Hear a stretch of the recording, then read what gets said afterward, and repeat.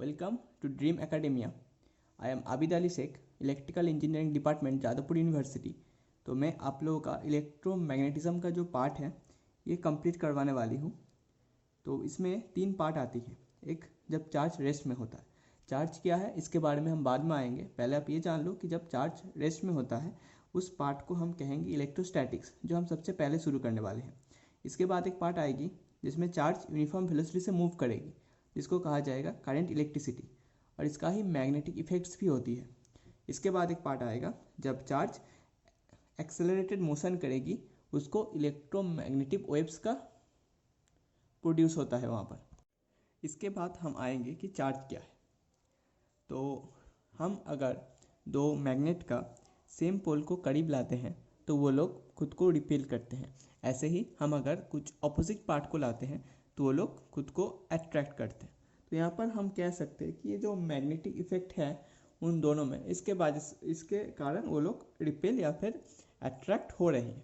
ऐसे ही हम अगर कोई एक चार्ज पार्टिकल को एक दूसरे चार्ज पार्टिकल के करीब लेके आए तब वो दोनों भी खुद को अट्रैक्ट करते हैं या फिर खुद को रिपेल करते हैं। वो डिफरेंट सिचुएशन उसमें हम बात करेंगे। पहले ये करते ये जान लीजिए आप लोग। तो ये क्यों होता है, ये जो पावर है उस पार्टिकल के अंदर ये कौन दे रहा है? ये चार्ज है।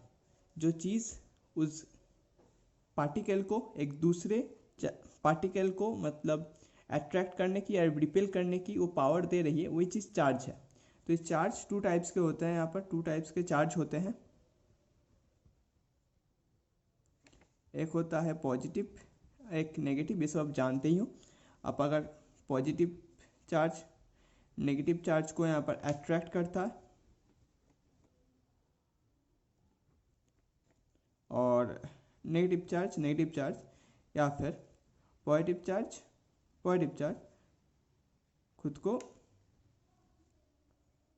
रिपेल करता है। यहाँ पर रिपल्सन फोर्स लगते हैं इसके अंदर।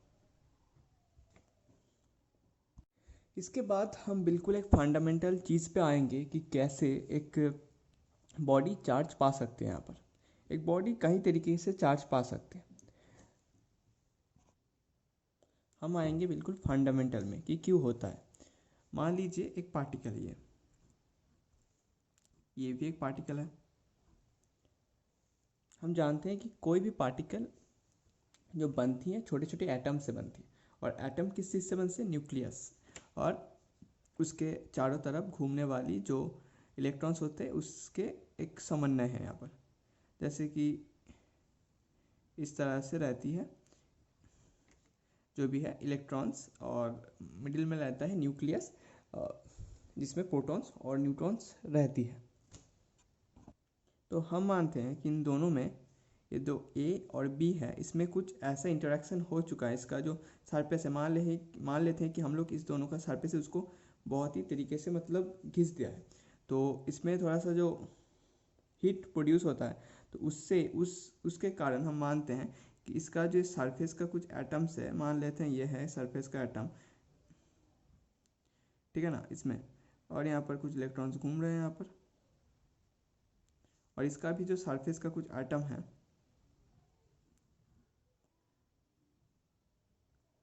इसमें भी कुछ इलेक्ट्रॉन घूम रहे हैं। तो ये जो इसके अंदर जो इंटरेक्शन होने के कारण यहाँ से एक इलेक्ट्रॉन यहाँ पर चली गई है, ठीक है। तब मान लेते हैं कि इसमें पहले जो था ये n नंबर ऑफ प्रोटॉन था न्यूक्लियस में और n नंबर इलेक्ट्रॉन था, क्योंकि ऐसे ही स्टेबल रहता है यहाँ पर एक न्यूक्लियस। और यहाँ पे भी पहले मानते हैं m नंबर ऑफ प्रोटॉन था, m नंबर ऑफ इलेक्ट्रॉन था, ठीक है। अब एक इलेक्ट्रॉन इधर चला गया, इसका मतलब क्या हो गया? इसका मतलब यहाँ पर m+1 इलेक्ट्रॉन बन गया है। यहाँ पर इलेक्ट्रॉन का जो संख्या है वो न्यूक्लियस के जो प्रोटॉन की संख्या उससे ज़्यादा हो गया। यहाँ पर क्या हुआ? यहाँ पर इलेक्ट्रॉनिक घट गया। इसका मतलब न्यूक्लियस में जो प्रोटॉन है उसका संख्या कहीं ना कहीं इलेक्ट्रॉन से ज़्यादा हो गया है यहाँ पर। तो ये जो है बी पार्टिकल, इसमें एक नेगेटिव चार्ज इलेक्ट्रॉन का मतलब नेगेटिव चार्ज होता है, तो उसका बढ़ोतरी देख रहे हैं हम लोग। तो ये नेगेटिवली चार्ज कहलाएगी यहाँ पर पीसीस। और इधर जो पॉजिटिव चार्ज बढ़ रहा है इसका मतलब नेगेटिव चार्ज घट रहा है, इसका मतलब पॉजिटिव चार्ज बढ़ रहा है, इसको ये पॉजिटिवली चार्ज हो जाएगी यहाँ पर। ठीक है, तो हम ये जान लेते हैं कि कभी भी जो है पॉजिटिव चार्ज का कभी भी स्थानांतर नहीं होता, हमेशा इलेक्ट्रॉन जाते हैं इलेक्ट्रॉन्स आते हैं। कभी भी न्यूक्लियस से प्रोटॉन खुल के यहाँ पर दूसरे कुछ पार्टिकल्स में नहीं जाते, क्योंकि वो बहुत ही एक टाइट अट्रैक्शन फोर्स के कारण बंधी हुई होती है न्यूक्लियस पे न्यूट्रॉन के साथ। तो बस इलेक्ट्रॉन का जाने से ही कहीं ना कहीं चार्ज का जो होता है बढ़ना या फिर घटना वो उसके कारण ही होती है। तो आइए हम लोग यहाँ पर एक एक्सपेरिमेंट के साथ समझते हैं। यहाँ पर आप लोग बचपन में ये एक्सपेरिमेंट किए होंगे, जो होते थे ना पेन और वो जो पेपर्स का जो मतलब पेपर्स का कुछ टुकड़ा होती थी, तो आप एक ऐसे पेन लेते हो, अगर उसको आप अभी कर सकते हो इस एक्सपेरिमेंट को, कुछ पेपर्स का ऐसे कुछ मतलब टुकड़े चाहिए और एक ऐसे पेन चाहिए, बस यूज एंड थ्रो। तो उसको अगर आप कहीं भी जगह पे भी, आपको स्वेटर में हो या फिर आपका हेयर पे हो, आप अगर थोड़ा सा घिस के यहाँ पर अगर थोड़ा सा घिस लेते हो, फिर अगर इसके पास लेके आते हो तो ये लोग अट्रैक्ट होंगे यहाँ पर। पता नहीं आप देख पा रहे हो कि नहीं।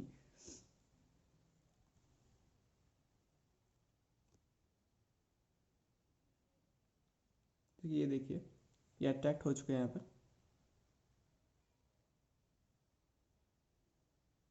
तो इस तरह से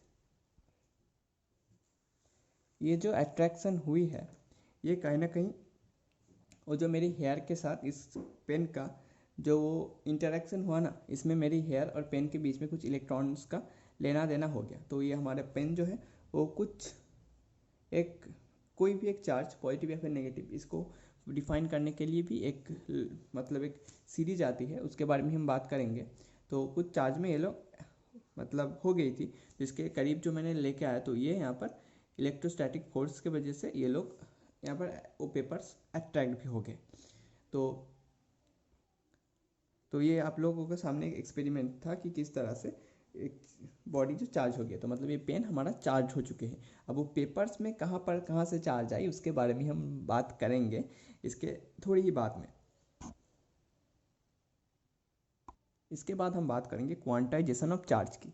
हम यहाँ पर देख रहे हैं कि सबसे कम जो मतलब अमाउंट जो एक पार्टिकल से दूसरे पार्टिकल में चार्ज शिफ्ट हो सकते हैं, वो एक इलेक्ट्रॉन का ही हो सकता है, क्योंकि ऐसा नहीं हो सकता कि एक इलेक्ट्रॉन आधा होके एक पार्ट जाए और एक पार्ट रह जाए, ऐसा कभी भी नहीं होता। हम लोग जानते हैं कि सबसे छोटा जो पार्ट है अभी भी नेगेटिव चार्ज के, वो इलेक्ट्रॉन ही है। इससे भी छोटा है शायद उसका जो अभी नहीं हुआ, उसका जो ऐसे कुछ थियोरेटिकल हो सकते हैं, पर प्रैक्टिकली अभी उसने ज़्यादा देखा नहीं गया। तो इलेक्ट्रॉन को हम मानते हैं कि सबसे छोटा स्पीसीज है नेगेटिव चार्ज वाली।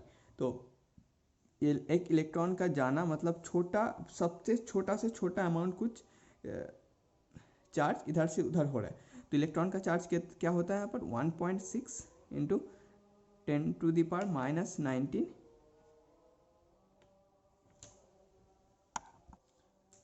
-19 कूलम होता है। ठीक है ना। अब कूलम क्या है, अब हम आते हैं चार्ज की यूनिट और डायमेंशन के बारे में। तो चार्ज की जो यूनिट होती है वो होता है कूलम, ये एसआई सिस्टम के लिए है। ठीक है, और जो डायमेंशन होती है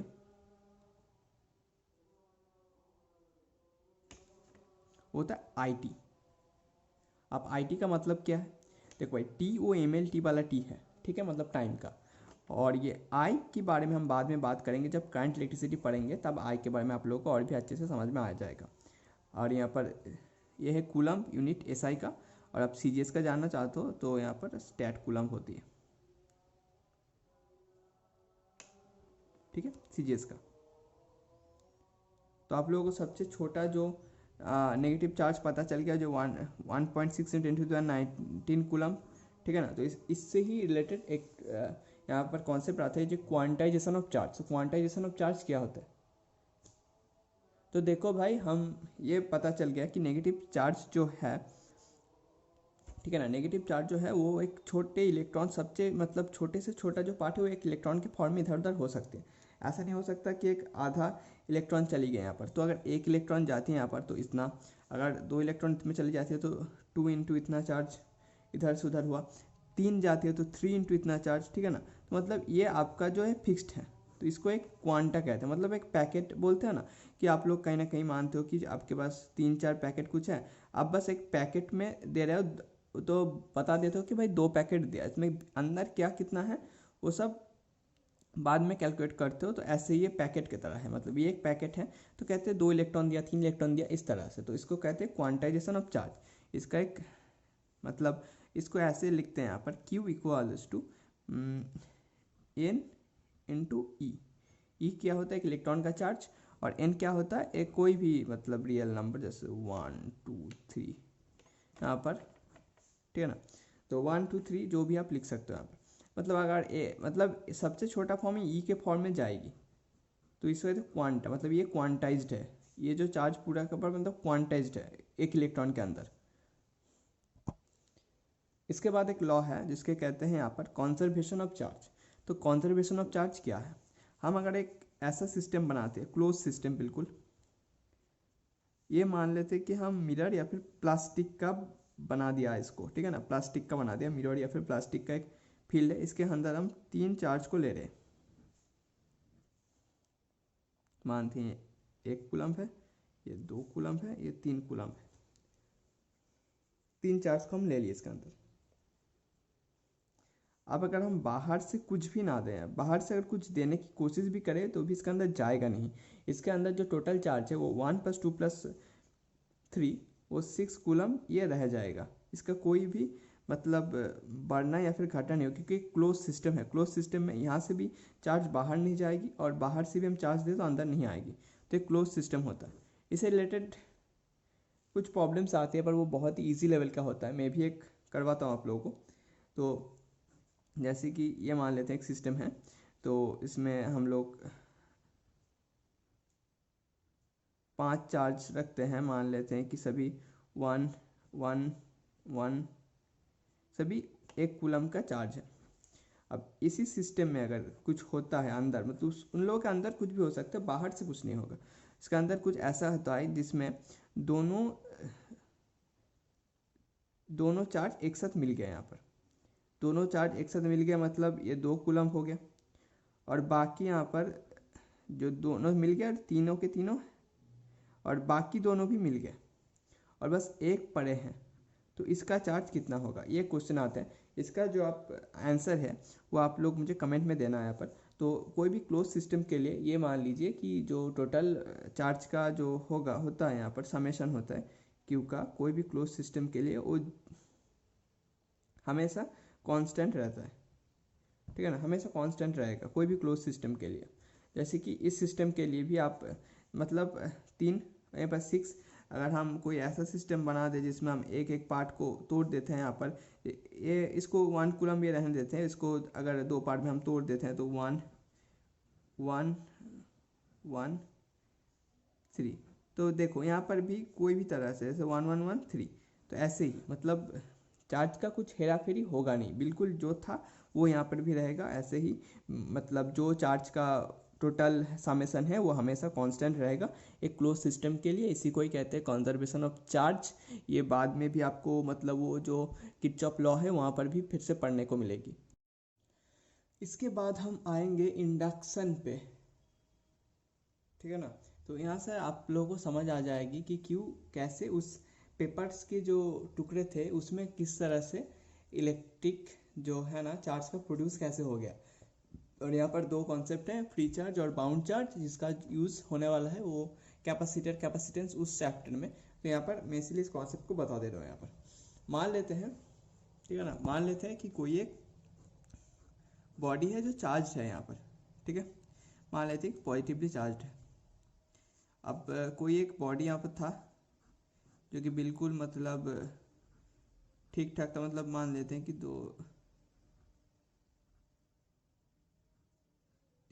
4 इलेक्ट्रॉन 4 प्रोटॉन का एक सिनेरियो था यहाँ पर, ठीक है ना, 4 प्रोटॉन 4 इलेक्ट्रॉन बिल्कुल अनचार्ज। तो अब ये पॉजिटिवली चार्ज है, इसका करीब हम इसको लेकर आए, तब क्या होगा देख लीजिए आप। तो हम पहले ही जानते हैं कि जो सिमिलर चार्ज है वो खुद के अंदर रिपल्सन फोर्स का क्रिएट करता है, जो अपोजिट चार्ज है वो खुद को खींचते हैं।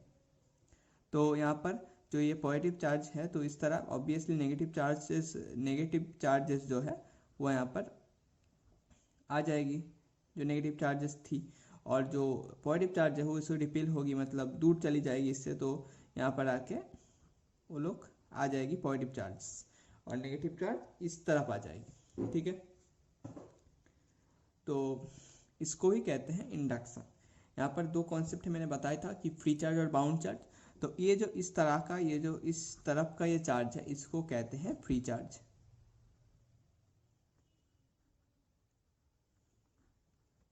इस कॉन्सेप्ट का यूज़ हम कैपेसिटेंस चैप्टर में करने वाले हैं।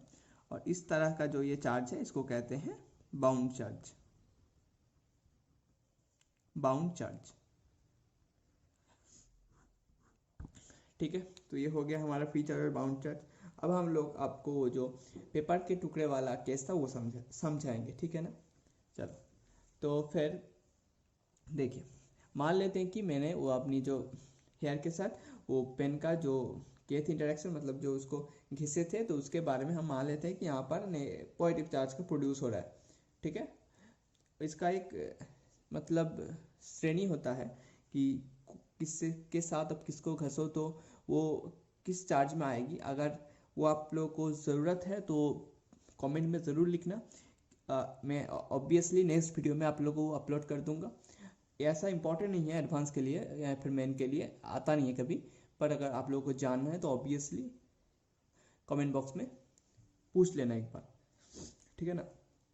तो चलिए, हम मान लेते हैं कि जो हमारी पेन थी उसमें पॉजिटिव चार्ज जनरेट हुआ है यहाँ पर। तो ठीक है, तो ये हमारी पेन है जो कि यहाँ पर पॉजिटिव चार्ज हो गया यहाँ पर, क्योंकि इस पार्ट को मैंने घिसे थे, और यहाँ पर कुछ वो जो पेपर्स के जो हैं वो पड़े हैं। ठीक है, तो हम जब भी इसको मतलब ये लेकर आएंगे तो इसका करीब का जो पार्ट होगा, ये जो पॉजिटिव नेगेटिव चार्ज होगी इससे अट्रैक्ट होगा, वो सब इस तरफ जमा हो जाएगी, और जो पॉजिटिव चार्ज होगा कुछ इस तरफ जमा हो जाएगी। मतलब ये जो अब ये पेपर जो बहुत ही हल्का था, तो ये जो मतलब ये जो कुछ नेगेटिव चार्ज यहाँ पर आ गई, तो इसके कारण ये इसके साथ अट्रैक्ट हो गया। यहाँ पर ये पूरे इस तरीके से अगर देखोगे इस सरफेस से, तो ये बिल्कुल एक नेगेटिव चार्ज का एक नेगेटिव चार्ज का एक पार्टिकल लगेगी, और पॉजिटिव चार्ज एक दूसरे से दूर जमा हो जाएगी। तो जो पॉजिटिव चार्ज के साथ नेगेटिव चार्ज के मतलब वो अट्रैक्शन की वजह से ये जाके यहाँ पर चिपक जाती है। ठीक है, जो मैंने आपको दिखाया है पहले भी। तो यही होता है वो जो पेन और जो पेपर की जो टुकड़े का हम लोग एक्सपेरिमेंट आप लोगों को पहले मतलब वीडियो का पहले दिखाया था। तो आज के लिए बस इतना ही। नेक्स्ट वीडियो में हम इलेक्ट्रोस्टैटिक्स का जो मेन है वो शुरू कर देंगे। और आप लोगों को अगर इसका नोट्स चाहिए तो ऑब्वियसली कमेंट बॉक्स में लिख देना। और इसका यहाँ से कुछ ज़्यादा क्वेश्चन बनता नहीं है। वो जो मैं एक क्वेश्चन आपको दिया वहाँ पर, वो जो क्या था उसमें कंजर्वेशन ऑफ चार्ज की, तो वो आप लोगों को जो आंसर आएगी वो कमेंट बॉक्स में लिख देना। बस आज के लिए इतना ही, नेक्स्ट वीडियो में मिलते हैं फिर से।